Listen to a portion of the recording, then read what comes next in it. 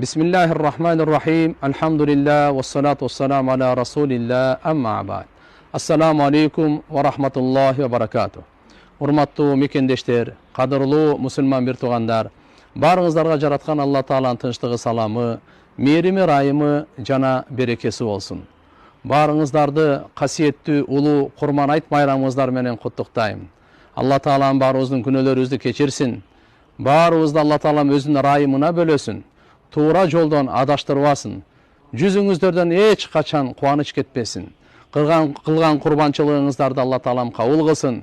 Бардыгыбыздан жакшы амалдарыбызды, жакшы сөздөрүбүздү Алла Таалам кабыл кылып, күнөөлөрүбүздү кечирип, даражаларыбызды бийик кылып, мына курмандык чалып атасыздар, жараткан Алла Таалам буну кабыл кылсын.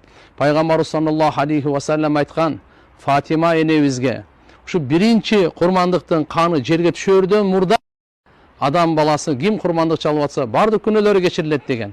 Жана эртеге кыямат күнү бул курмандык чалынган эти, ушунун баарды териси, ошондой эле мүйүзү, туягы, жүнү бардыгы таразага тартылат деген.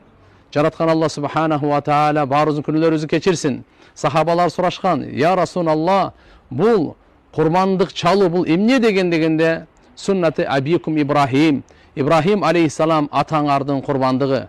Алан сахабалар сурашты: "Буга бизге эмне болот?" десе, ар бир жүнүнө силерге бирден сооп жазылат дейт. Ар бир кылына бирден сооп жазылат дейт. Андыктан урматтуу мусулман бир туугандар, жыл бою жакшылыкта болуңуздар. Кийинки Курбан айт майрамына чейин жараткан Алла субханаху ва тааланын коргоосунда, амандыгында, туура жолго жолдоосунда, ырыскысында, берекесинде болуңуздар. Алла субханаху ва таала баарыбыздан жакшы амалдарды кабыл кылсын. Айтыңыздар маарек болсун. Ассаламу алейкум ва рахматуллахи ва баракатух.